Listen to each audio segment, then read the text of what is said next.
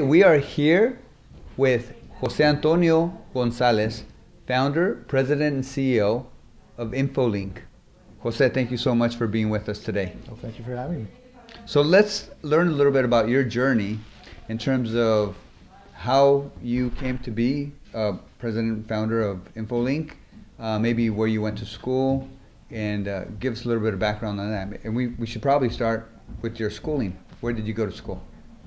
Well, you mean college? Yeah, college. Yeah, I went to UT Austin, University of Texas. So I did my bachelor's there, and I did an MBA as well at UT Austin. So that's where I got it. And what did you get your degree in, your undergraduate degree in? I got a bachelor's degree in computer science, and then I got an MBA after that, Master of Business Administration, and as well as a concentration in information systems. So I was always into computer science, information systems. Very good. As I interview different people and I get to know folks that are entrepreneurs, that lead their own companies, that are hired to become leaders within the executive ranks of companies, it seems, especially here in Silicon Valley, that you need to have that computer science background, and then it's also a really nice compliment to have the MBA. Yeah. So did you know back then that you wanted to start your own venture and be the captain of your own ship? I did. That was something that I had, dreamt of. My dad owned his own company, and I kind of looked up to that, and I knew that someday, not necessarily right away, but someday I would have my own company. And since I got a technical degree first, I thought that an MBA would be a good complement, and it's turned out to be a great complement to my technical background. As I've been running my company, and really this is my, we pivoted different times, we sold a company before. The business skills have turned out to be really, really valuable. Very good. I could definitely see that. And it makes sense. Like I said, it's a great combination of degrees to have. Yeah, it is, and especially here in the Silicon Valley, obviously the economic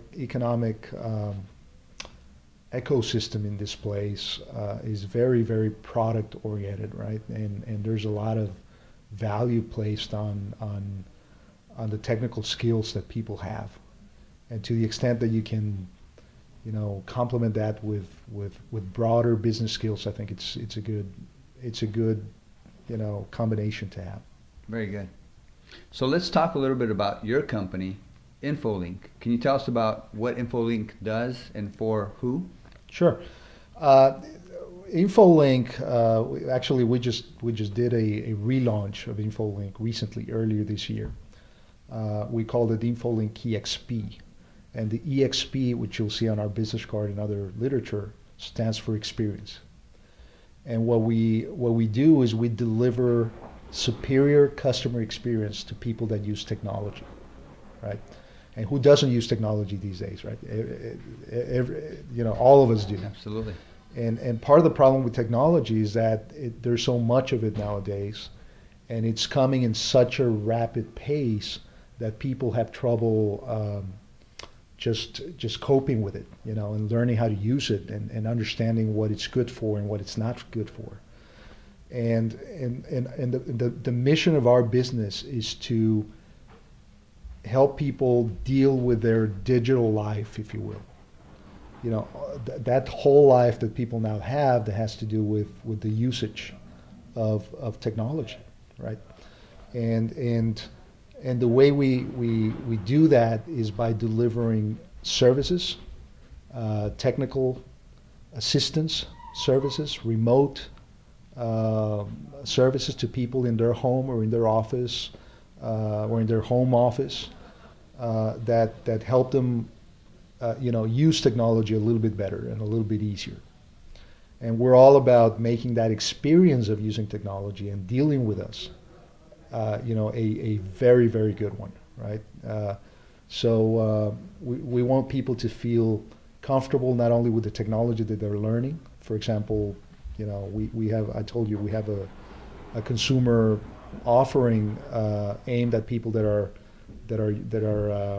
novice users of Mac, right?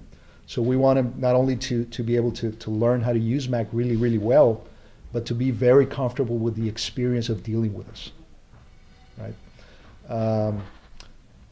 Sometimes when you pick up the phone and you call a technology company and you ask them a question, or you try to get them to solve a problem for you, it's not a very good experience, right? They make you wait, they make you jump through hoops, and they make you explain your problem 2 or 3 times.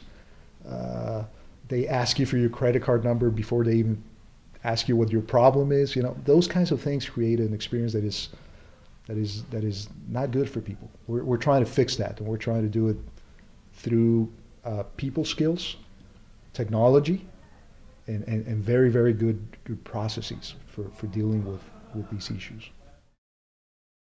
In the end, it's still a service provided by people. We're not a technology company per se. We're a technology-enabled company, right? We use technology to be able to do what we do in a superior, excellent way. Especially has to do with the experience that our customers get from us. Very good. Is there anybody that you would identify as like your target customer? Is there such a thing for your company? We've lived through different phases in the company. For years, we have done business with enterprises or small software companies or software as a service companies, and we become their support arm, if you will. So right now, we're going from there to a place where we're dealing directly with the consumer, with our own brand name and our own reputation behind it.